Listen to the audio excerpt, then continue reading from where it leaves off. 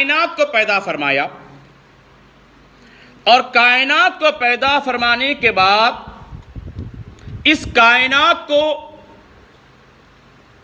زمین اور آسمان، چاند، ستارے اور سیارے، درخت، بحر و بر، درختوں کے پتے، پھول، بوٹوں سے سجایا۔ اللہ تبارک و تعالیٰ نے اس کائنات کے بنانے کے مقصد کو دنیا کی رنگینیوں میں گم ہو جانا، دنیا کی لذتوں سے فیض یاب ہونا، دنیا کی جو رنگینیاں ہیں اس کے اندر اپنے آپ کو غوطہ کر دینا، یہ دنیا کے بنانے کا یا انسان کو پیدا کرنے کا مقصد اللہ تبارک و تعالیٰ نے قطعی نہیں فرمایا۔ اللہ تبارک و تعالیٰ نے قرآن کریم فرقان حمید میں سوال کیا گیا کہ مولا، تو نے 18,000 مخلوقات کو پیدا فرمایا ہے، 18,000 مخلوقات کے اندر تو نے انسان کو بھی ایک مخلوق بنایا ہے، جس طرح سے پتھر بھی ایک مخلوق ہے، درخت کا پتا بھی ایک مخلوق ہے، سمندر کے پانی کا قطرہ بھی ایک مخلوق ہے، حیاتات و نباتات بھی ایک مخلوق ہے، تمام جاندار مخلوق ہے۔ روایت میں آتا ہے کہ اللہ تبارک و تعالیٰ نے کم و بیش 18,000 مخلوقات کو پیدا فرمایا۔ اب انسان بھی اس میں ایک مخلوق ہے، انسان خالق نہیں، بشمول تمام دنیا کے انسان، جس میں صلحاء بھی شامل ہیں، شہداء بھی شامل ہیں، اللہ کے نیک ولی بھی شامل ہیں، اور تو اور نبی اور رسول بھی شامل ہے کہ تمام کے تمام اللہ تبارک و تعالیٰ کی مخلوقات میں شامل ہیں۔ اور ان تمام مخلوقات کو بنانے والا، اس مخلوق کو کریٹ کرنے والا، اس مخلوق کو کے وجود کو عمل میں لانے والا ایک ہی خالق ہے، جس کو وحدہ لا شریک اللہ جل جلالہ عما نوالہ کو نام دیا جاتا ہے۔ وہ ایک ہی خالق ہے، باقی تمام مخلوق ہے۔ تو پوچھا کہ اے خالق کائنات، تو نے انسان کو بھی ایک مخلوق بنایا ہے، تو پھر اس مخلوق کے اندر اس انسان کا کیا کام ہے؟ تو اللہ تبارک و تعالیٰ نے قرآن کریم کو حکم دیا کہ اے میرے کلام، تو لوگوں کو بتا دے کہ میں نے انسان کو اس دنیا کے اندر کیوں پیدا کیا۔ تو قرآن کہہ اٹھا کہ وَمَا خَلَقْتُ الْجِنَّ وَالْإِنسَ إِلَّا لِيَعْبُدُونَ،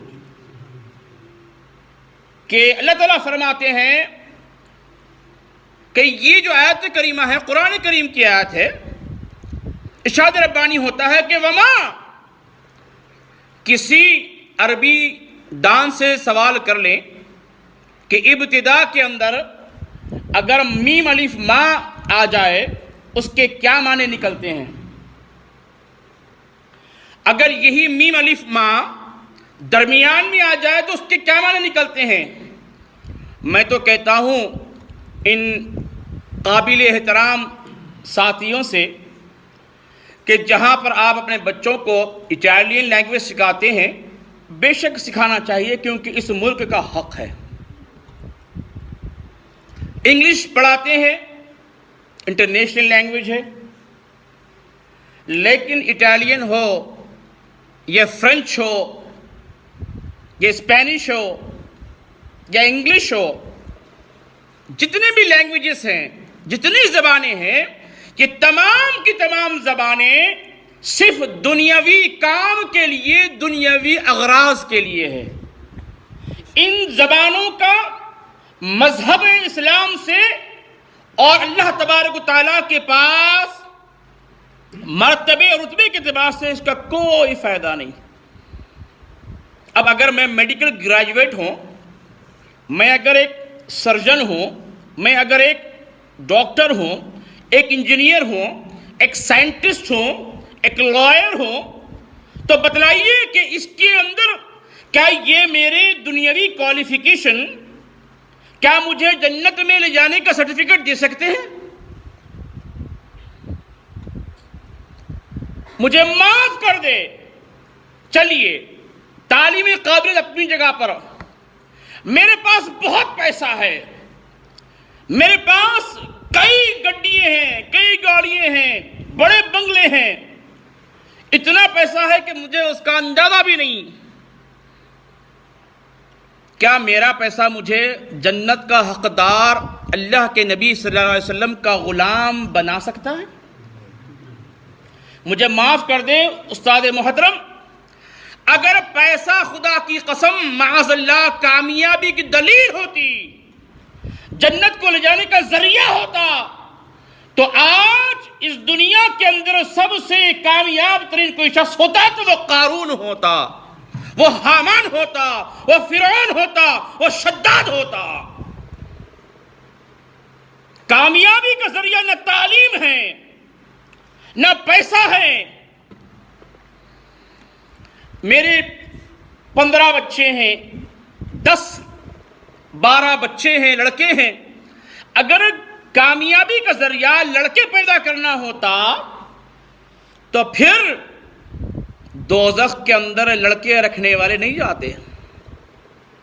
بتلانا مقصود یہ ہے میرے بزرگوں، اللہ تبارک و تعالیٰ نے اس دنیا کو بنایا، سجایا، سنوارا، نکھارا، کس کے لیے؟ آپ کے، ہمارے لیے۔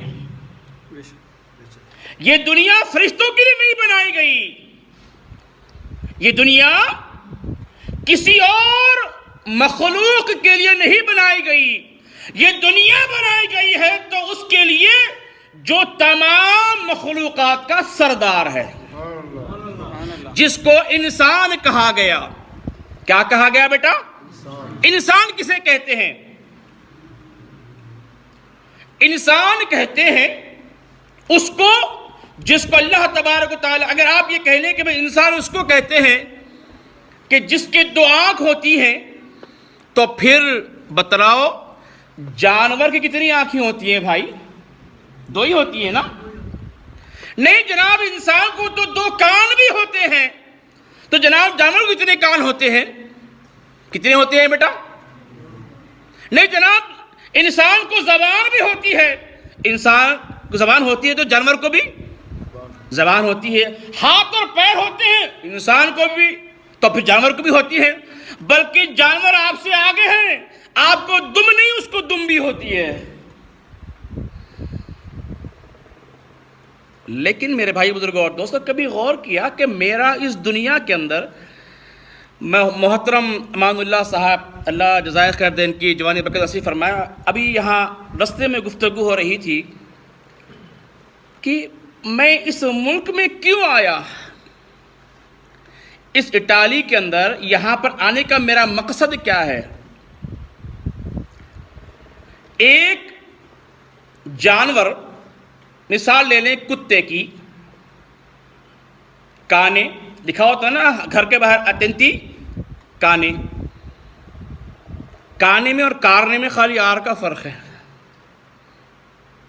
تو یہ جو کتا ہے، اس کو آپ کسی ملک میں رکھ لیں، چاہے ملک پاکستان میں رکھیں یا امریکہ میں رکھیں یا یورپ میں رکھیں یا کسی جگہ پر، انڈیا میں کہیں پر بھی رکھیں، کتا اپنی جو اصلیت ہے وہ تبدیل نہیں کرتا، وہ کہیں پر بھی ہوگا، وہ وہی زبان ہلانا اور حرص اور طمع کا اظہار کرنا اس کا مقصد ہے۔ پیٹ پر بھی کھا لیا ہوگا لیکن کبھی اس کی حرص اور طمع مکمل نہیں ہوتی۔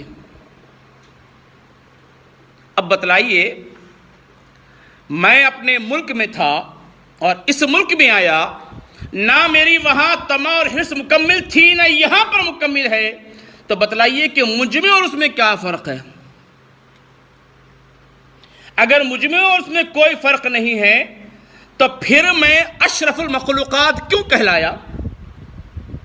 میرے اوپر تمام مخلوقات جس کو اللہ نے کریٹ کیا ہے 18,000 کریشنز کے اندر، اس میں تمام مخلوقات میں افضل بنایا. اور یہ بھی بات سمجھ لینے کی ہے کہ 18,000 مخلوقات اللہ نے کریٹ کیے، 18,000 کریشن کے اللہ نے کیے. اور تمام مخلوقات کو پیدا کرنے کے بعد اللہ تبارک و تعالیٰ نے 18,000 مخلوقات کو ایک مخلوق کے تابع کر دیا، اور اس مخلوق کا نام انسان ہے. اس مخلوق کا نام کیا ہے بھائی؟ انسان ہے. آج درخت کس کے تابع ہیں؟ اللہ کے اذن سے، اللہ کے حکم سے انسان کے تابع ہے. جب چاہے درخت کو انسان کاٹ لے. اس درخت پر پھل لگتا ہے، کون کھاتا ہے؟ انسان فائدہ اٹھاتا ہے. اس درخت کے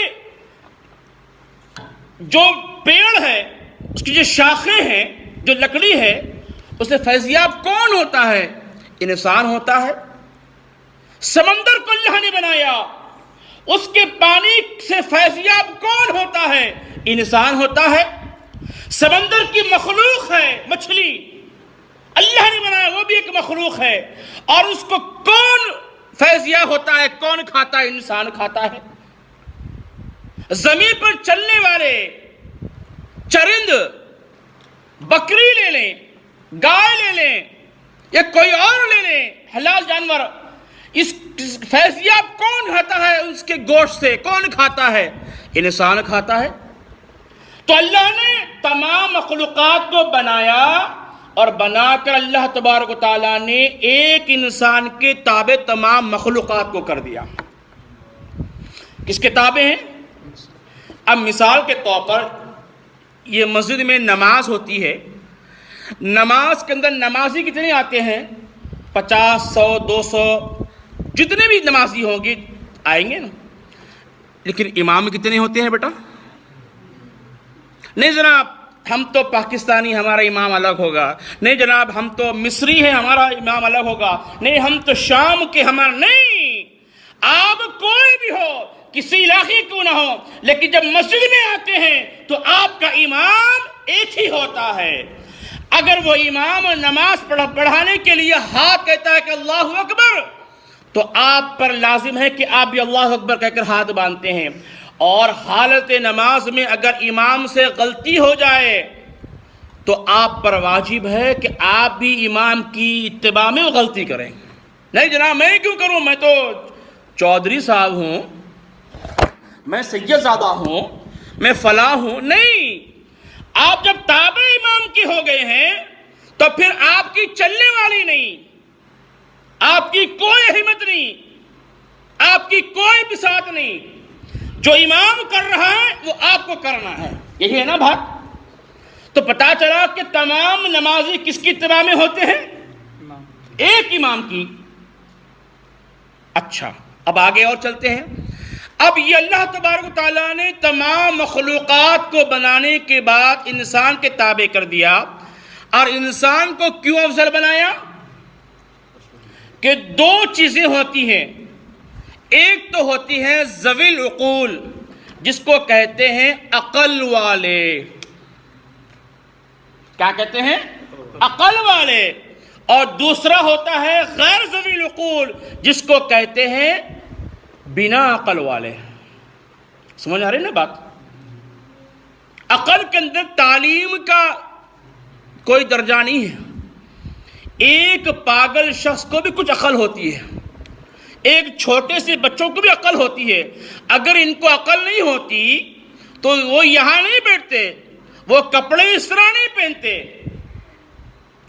وہ اگر عقل نہ ہو تو پینٹ کی جگہ پر شرٹ نہیں پہنتے، اور شرٹ کی جگہ پر ٹوپی نہیں پہنتے. عقل ہے تبھی تو کھانا ہاتھ سے کھاتے ہیں، پانی ہاتھ سے پیتے ہیں، زبان سے نہیں چاٹتے جانوروں کی طرح پہ. کیوں؟ کہ انسان کو اللہ نے کیا دیا ہے؟ عقل. عقل کے استعمال کرتے ہیں. تو سامنے کھانا رکھا ہے پلیٹ کے اندر، دو پلیٹیں رکھی ہیں، ایک پلیٹ انسان کی ہے، دوسری پلیٹ جانور کی ہے. جانور بھی آ رہا ہے کھانے کے لیے، انسان بھی آ رہا ہے کھانے کے لیے، اور انسان جب کھانا کھاتا